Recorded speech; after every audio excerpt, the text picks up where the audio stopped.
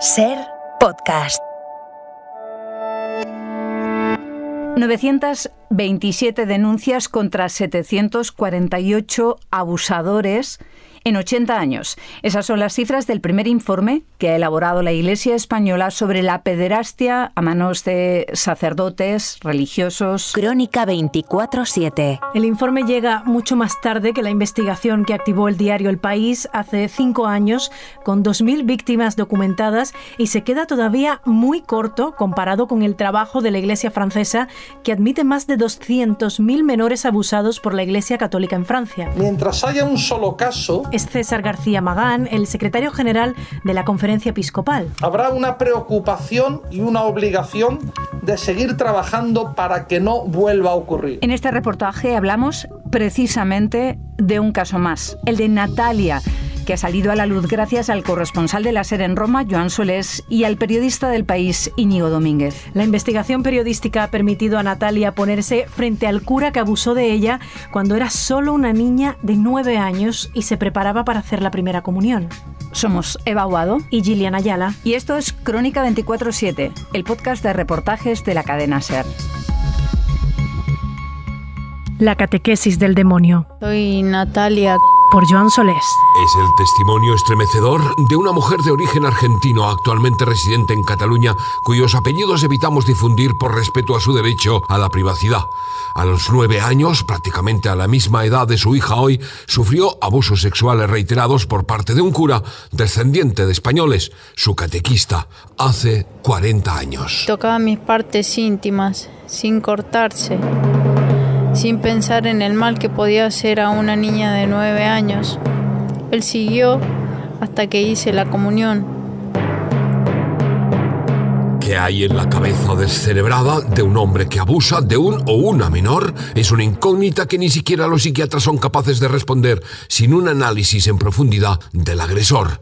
Las víctimas, sin embargo, sufren durante años, décadas, algo muy bien evaluado en medicina, el trauma de la violencia en la infancia. Mucho mayor si procede de una persona de confianza, como pueden ser familiares, profesores o religiosos que les pregonan antes de recibir un sacramento. Es lo que la señora Natalia llama la pared, un muro de bloqueos y temores que perciben periódicamente a lo largo de su vida. Ya nunca más volví a la iglesia. Ya se cerraba esa etapa en mi vida, pero la memoria cada cierto tiempo te pone frente a la pared.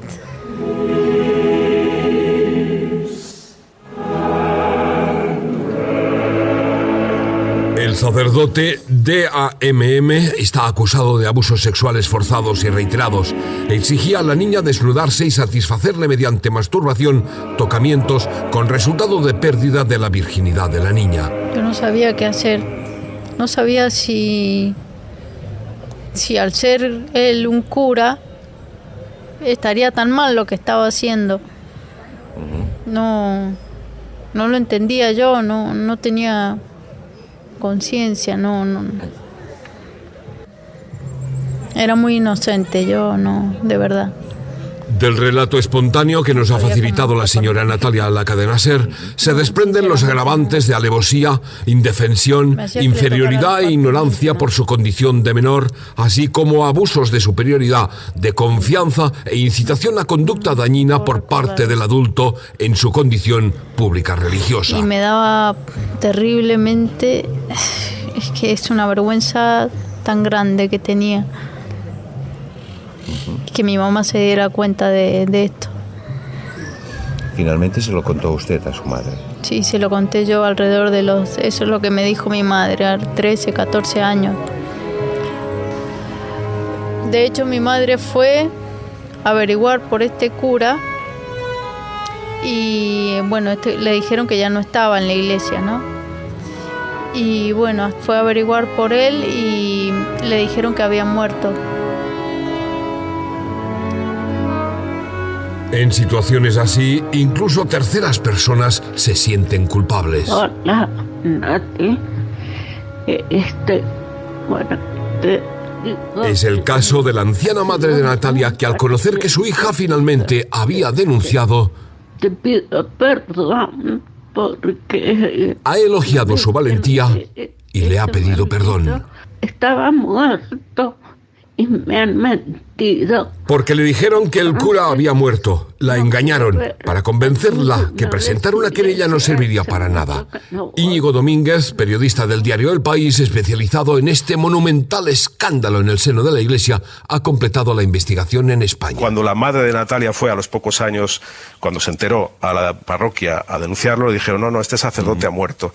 Con lo cual dejó de pensar en ello como algo imposible y no se enteró hasta 2018 de que seguía vivo. El sacerdote acusado desapareció inmediatamente después de la ceremonia en la que administró la primera comunión a su víctima, quizás por iniciativa propia, o quizás con complicidades y condescendencias que no se han podido determinar porque sus antiguos superiores han fallecido ya. Íñigo Domínguez. La otra historia de esto es cómo esta persona durante 40 años prácticamente ha hecho perder su pista, cambiando de país de forma completamente anómala, ¿no? Y esto ha sido a través de una fraternidad sacerdotal bastante desconocida, pero que está dirigida por un cardenal muy conocido en la Iglesia Católica, que es el cardenal Rodríguez Madariaga, hondureño, que hizo una fraternidad pues para sacerdotes latinoamericanos, enviarlos a parroquias de otros países y de Europa para reforzar parroquias, ¿no?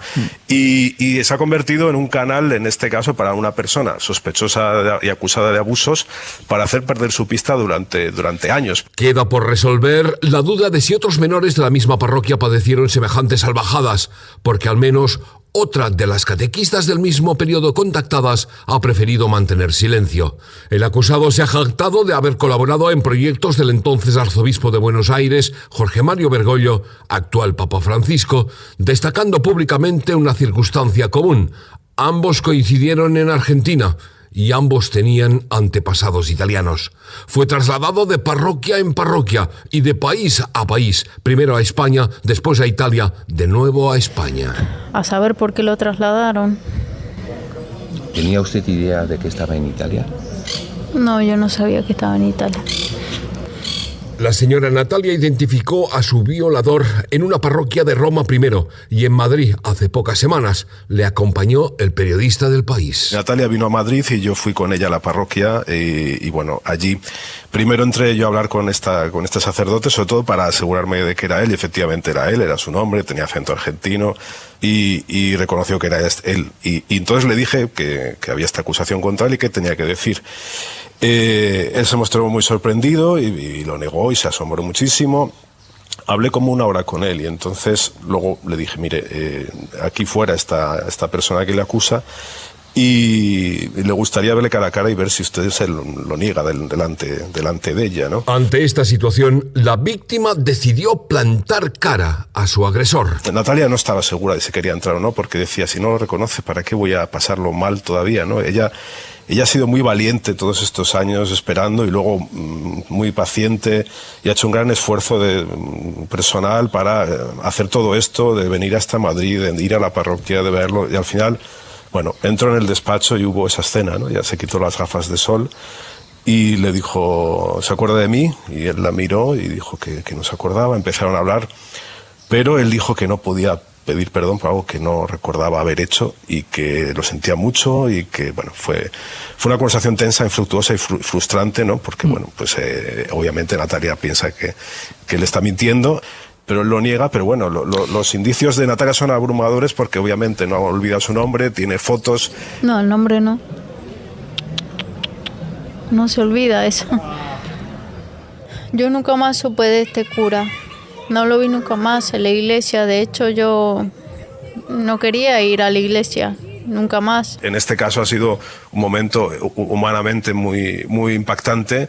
Y bueno, pues por lo menos para Natalia, que es lo importante, ha sido cerrar página en el sentido de que ha hecho pues todo lo posible, por fin ha conseguido encararse con este hombre y ahora espera que se haga justicia. Con su denuncia ante el defensor del pueblo y ante el arzobispado, que finalmente ha procedido a la suspensión del cura de sus funciones, la señora Natalia quiere animar a todas las mujeres que han sufrido abusos sexuales en la infancia a denunciar a sus agresores.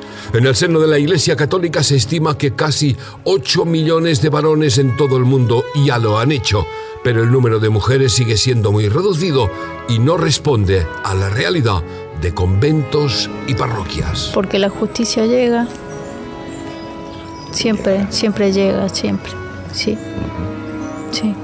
Yo sí En eso creo, todavía.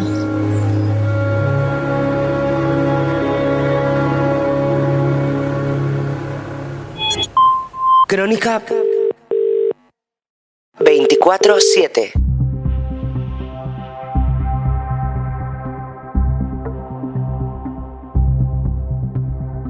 El mapa del tiempo previsto para mañana nos da esta situación atmosférica. Del famoso mapa del primer hombre del tiempo de Mariano Medina, ya por los 60 o 70, incluso de la pizarra, en la que se dibujaban con tiza las borrascas y los anticiclones. Muy caluroso en toda España, sobre todo en el este y en los archipiélagos, pero en general en todo el país esperamos temperaturas claramente por encima de lo normal.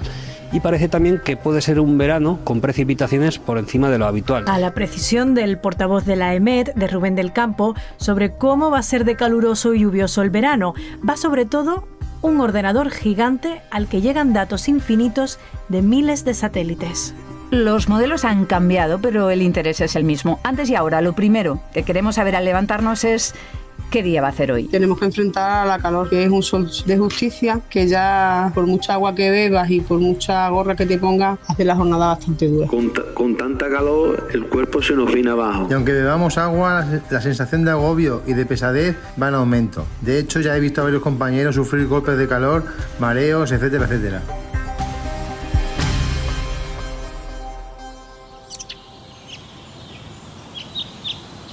Pronóstico del tiempo. ¿Aciertan más o menos que antes? Alejado del ruido de Madrid y rodeado de verde, 5 letras en un letrero conforman una de las siglas más reconocibles de España, AEMET. Por Javier Liébana. Fuera hace un día soleado. Hola, ¿qué tal? Muy buenos días. Hola, ¿qué tal? Pero dentro llueve en el norte, hay cielos despejados en el sur, con algunas nubes en el centro, calor en el este y viento en las islas. Soy Javier Méndez, que soy el jefe del área de explotación y gestión de datos de la Agencia Estatal de Meteorología. Estamos en el termómetro de España. Esta es la sala de operaciones. 2 pantallas grandes recogen infinidad de números y letras. Una señala las comunicaciones con aeropuertos, bases militares u otros servicios meteorológicos. Este, por ejemplo, sería el sistema de conmutación de mensajes. Conmuta unos 600.000 mensajes diarios. Y la otra muestra el estado del superordenador, de donde sale la información para elaborar lo que conocemos como mapas del tiempo. Vas a empezar primero por el plato fuerte.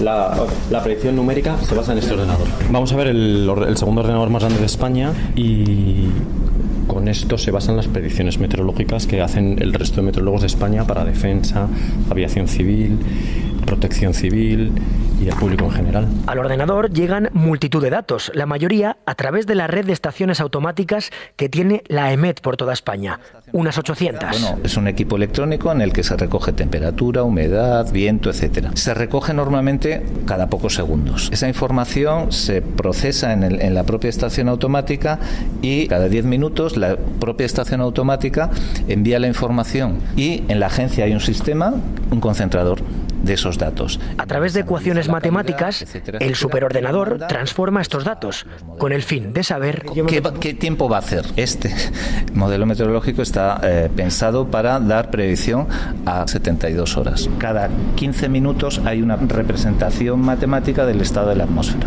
Con una gran fiabilidad. Con una gran fiabilidad. Pues si quieres vamos entrando. Aquí ya se empieza a notar el aire. Aquí se empieza a notar el aire. Pasando 2 puertas de seguridad, un pasillo de aire y ventiladores refrigeran los 16 armarios que conforman el Cirrus, el ordenador que hace todo lo que acabamos de contar. Este es el sonido dentro de la sala donde está. Son más o menos unos 8 millones para un servicio de 5 años. Es el corazón de la agencia. Hace trillones de cálculos por segundo. Tiene ahora 3 años. En 2 muere. Y entonces otro ordenador. Igual. No, esperemos que bastante mejor, es decir, multiplicas normalmente por 10 las capacidades de cómputo cada vez que actualizas. Por eso, cada año son más precisos. Es que ni los fabricantes saben qué va a haber dentro de 5 años. ¿Y cuál es el objetivo? Es decir, ¿a dónde queremos llegar? Reproducir el estado de la atmósfera a futuro. Saber qué tiempo va a hacer. Todo el rato. Todo el rato, en cada momento. Pero todos estos datos que están en el cielo tienen que bajarse a la Tierra. Algo que no pueden hacer las máquinas. Para interpretar toda esta información están los predictores, meteorólogos del Estado. Vamos a subir al Centro Nacional de Predicción, donde se hacen las predicciones a nivel nacional. Lo que es Cayetano Torres desde hace 31 años. y desde aquí se coordinan todas las predicciones de España. Se determinan los avisos que va a haber para las siguientes 72 horas. Avisos de tiempo adverso, marítimos, aeronáuticos y avisos terrestres de predicción adversa. Aviso amarillo, naranja o rojo. Se controla desde aquí y se coordina. Físicos, ingenieros y algún químico que se reparten por la geografía española y que son los encargados de dibujar los mapas. Tener un papel con 1 millón de números, pues te dice poco. Entonces eso hay que procesarlo y eso se llama el postproceso. Consiste en dibujar esos campos para intentar interpretarlos. O sea, lo que conocemos por pintar las isolíneas, que pueden ser las isoipsas, las isobaras. El ser humano asimila eso mejor de manera visual. Y es que el superordenador es muy preciso, pero no al 100%. Entonces puede darse, que basándose en los conocimientos y experiencia de un meteorólogo, que pueda rebajar o incluso agudizar una predicción. De hecho, lo corrigen muchas veces. Hay avisos, normalmente avisos bastante graves, avisos de nivel rojo, que puede que no capten los modelos. Por eso es fundamental el personal en la agencia. De esos avisos graves se encarga también Ricardo Torrijos. Cuando ha habido las típicas danas de levante que dejan muchas precipitaciones, pues muchas veces de Protección Civil lo comentan. Si no se hubiera avisado, pues hubiera habido decenas de muertos. Entonces, hoy en día se acierta mucho más que antes. En los años 50 preguntaban a los pilotos: ¿te has encontrado algún frente en el Atlántico? Sí. Pues, yo recuerdo hace 30 años cuando estaba de predictor en el GPV de Santander, el Grupo de Predicción y Vigilancia de Santander. Después de salir de turno 24 horas hacía la predicción, que a lo mejor pronosticaba que pues ahí en Santander era la predicción muy difícil antes, porque el satélite era muy rudimentario. Y en el autobús iban diciendo: estos del tiempo dicen que no sé qué, estos del tiempo y tal. Y yo callaba, pero recuerdo la sensación de hacer la predicción, levantarte a la salida del turno, abrir la persiana y mirar el cielo. Mirar el cielo y como recién levantado ves todo luz, luz, luz. A lo mejor habías dicho despejado y decías: bien, he acertado. Y según se te iba cerrando la pupila, veías eso cada vez más gris y decías: Dios mío. Entonces, hace 30 años se metía la pata bastante. El punto de inflexión, apuntan ambos, la llegada del Meteosat. Los satélites han supuesto que puedas vigilar el Atlántico Norte cuando antes solo recibías mensajes telegráficos del barco K, que te decía que había olas de 6 metros del noroeste. A pesar de todo lo que hemos visto, ese superordenador, vuestro trabajo diario, aún así, hay veces que os podéis equivocar. Efectivamente, es que la ciencia ha ido evolucionando. Si pudiéramos computar cada átomo de la atmósfera, pues sería perfecto. Pero es que eso no es posible, es imposible. Entonces pero con el paso del tiempo, el error es cada vez menor. Se me quedó grabado la predicción de Filomena, por ejemplo, que fue muy buena. De las salidas de los modelos numéricos iban alertando a los predictores que algo no habitual iba a ocurrir. Y lo centraron muy bien geográficamente y temporalmente. Un servicio dirigido a la ciudadanía, pero también a defensa, transporte marítimo, aviones, trenes, eléctricas y a incendios. Desde las pequeñas cosas, como puede ser una señora para tender la ropa, hasta cosas tremendas como pues una operación militar, una operación aeronáutica, una desgracia o una...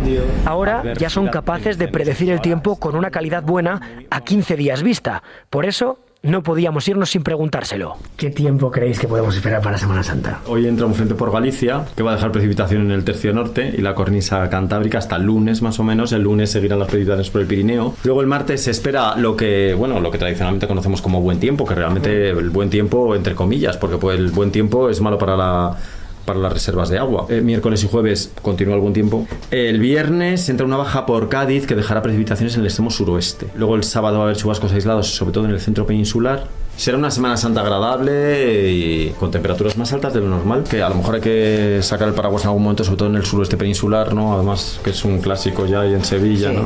Que incluso le da más emoción, ¿no? a las procesiones. Gotas que dan emoción a la primavera.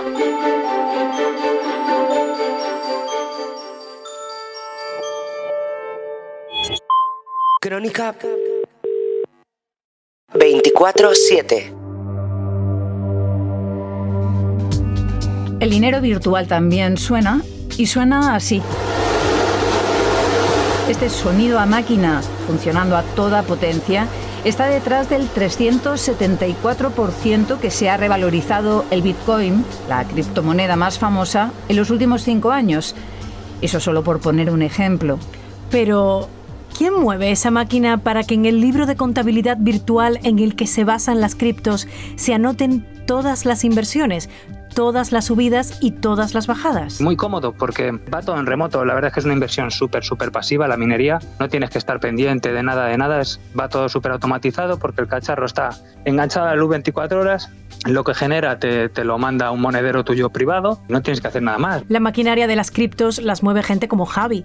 Se les conoce como mineros. Son miles de personas frente a un ordenador en todo el mundo y, siguiendo con la jerga, trabajan en granjas. Es una nave industrial donde tienes una habitación donde hacer las condiciones para los cacharros, pero ya está, es una chorrada, igual. Los mineros, las granjas de minado, son probablemente la red de ordenadores más grande que existe y gastan más energía que algunos países. Te abrimos la trastienda de este mercado digital de monedas. Los secretos del imperio de las criptomonedas. Por Toñi Fernández.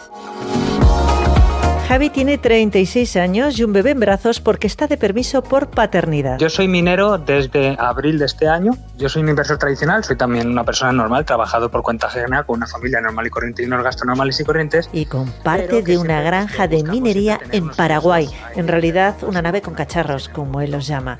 4 de esas máquinas, con líneas que jamás ganarían un concurso de diseño, son suyas. Le han costado unos 40.000 euros y eso que las ha comprado baratas porque el mercado vive un momento bastante malo. Esas máquinas solo sirven para eso, para minar Bitcoin, un mundo que tiene un lenguaje complejo y propio y que apenas conoce porque nos cuenta, no hace falta. No hace falta tener nada. Y de hecho lo que yo he visto ha sido mucho redes sociales, YouTube. No necesitas ser ni programador ni tener conocimientos súper profundos de tema de redes. ¿Qué va? Nada. Al final tú tienes una aplicación con una interfaz súper básica que ves tu monedero y de ahí lo puedes derivar a otras cosas. Parece magia, pero es que es para tontos. O sea, es una chorrada. Y yo creo que sí que hay una barrera ahí por parte de la sociedad que lo ve como de otro planeta, pero en el fondo es una tontería. Millones de máquinas trabajan ahora mismo día y noche para crear criptomonedas. En realidad validan transacciones. Es como si el Banco de España te enviara dinero por prestarle tu ordenador, nada más. Los mineros solo poseen esas máquinas y las ponen a trabajar con una programación específica. Ya está. También pagan el recibo de la luz. Aquí en España, como tenemos unos costes energéticos tan grandes, tan elevados, es imposible, no se puede minar. Los cacharros de minería, aunque son cacharrillos, son una especie de ordenadores que solo valen para eso, pero que consumen mucha electricidad. Por eso Javi llevó sus máquinas a 9.000 kilómetros de distancia a Paraguay, uno de los países con la electricidad más barata del mundo. Cada día esos cacharrillos le generan en torno a $34, aunque en realidad no saca nada, todo lo guarda. A los mineros no nos importa que suba y que baje el Bitcoin. Al que le importa que sube y que baje Bitcoin es el que compra Bitcoin ahora porque lo quiere vender después cuando suba 20 y pico. Un minero de verdad solo se dedica a acumular hasta que llegue a nuevos máximos. Javi es un minero en remoto. Juanjo convive con su equipo, como la mayoría. Yo tenía en un dormitorio cerrado con una puerta y el ruido tampoco es bastante, es como un ventilador grande y ya está. Y es que te olvidas, literalmente, eso lo dejas trabajando, consumiendo luz, como dejar encendido el ordenador, nada más, no tienes que hacer absolutamente nada y eso te va generando constantemente. Solo tiene que quitarle el polvo de vez en cuando, nada más. Ronda los 30 años y empezó tan pronto la minería que no supo valorar los primeros 11 bitcoins que consiguió. No sabe dónde están. Perdí los 11 bitcoins porque los guardé en un disco duro, que no le presté atención. Lo acabé tirando a la basura o lo perdí, no me acuerdo en dónde está.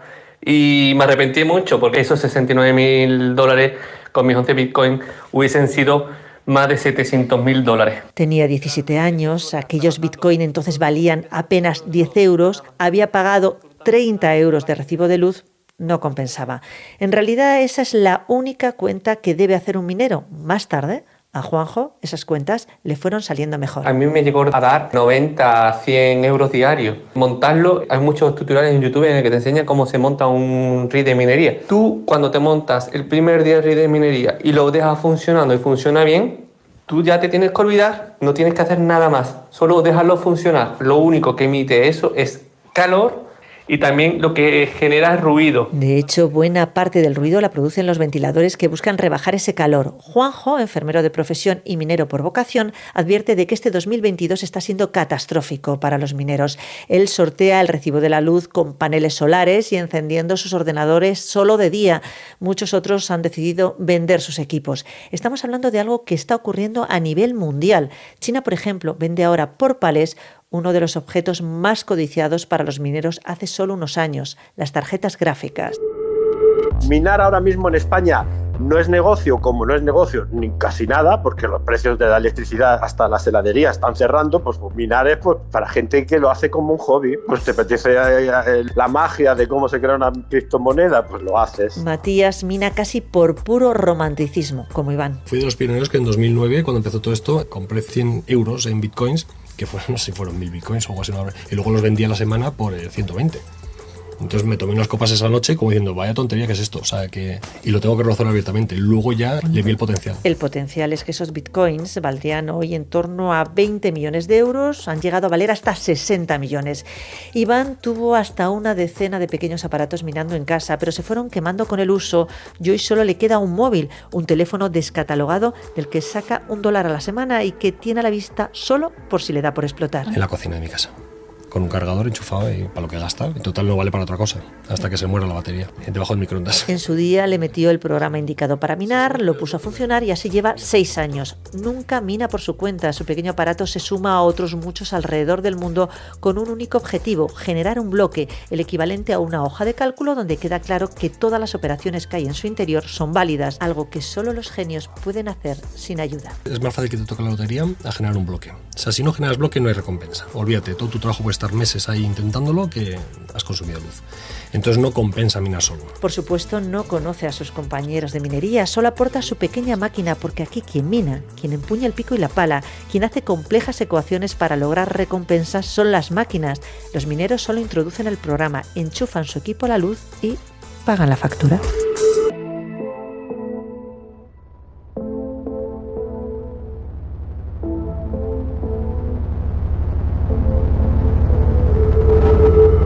Crónica 24/7.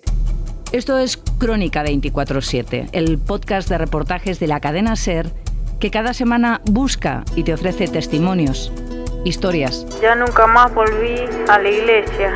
Ya se cerraba esa etapa en mi vida, pero la memoria cada cierto tiempo te pone frente a la pared. Es un equipo electrónico en el que se recoge temperatura, humedad, viento, etc. Se recoge normalmente cada pocos segundos. Al final tú tienes una aplicación con una interfaz súper básica que ves tu monedero y de ahí lo puedes derivar a otras cosas. Parece magia, pero es que es para tontos.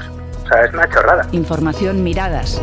Cuando se enteró a la parroquia a denunciarlo, dijeron, no, este sacerdote ha muerto. Con lo cual dejó de pensar en ello como algo imposible y no se enteró hasta 2018 de que seguía vivo. Y desde aquí se coordinan todas las predicciones de España. Se determinan los avisos que va a haber para las siguientes 72 horas. Avisos de tiempo adverso, marítimos, aeronáuticos y avisos terrestres de predicción adversa. Aquí en España, como tenemos unos costes energéticos tan grandes, tan elevados, es imposible, no se puede minar. Crónica 24/7 es una producción de SER Podcast. Yo nunca más supe de este cura. No lo vi nunca más en la iglesia. De hecho, yo no quería ir a la iglesia, nunca más. Los satélites han supuesto que puedas vigilar el Atlántico Norte cuando antes solo recibías mensajes telegráficos del barco K, que te decía que había olas de 6 metros del noroeste. Fui de los pioneros que en 2009, cuando empezó todo esto, compré 100 euros en bitcoins, que fueron, no sé si fueron 1000 bitcoins o algo así, y luego los vendí a la semana por 120. Entonces me tomé unas copas esa noche como diciendo, vaya tontería que es esto. Dirección, Eva Aguado. Está en todas las plataformas. Suscríbete. Realización y diseño sonoro, Juan Aranaz. Disponible los sábados a las 10 de la mañana en la aplicación y la web de la cadena SER y en las principales plataformas. Cadena SER. La radio.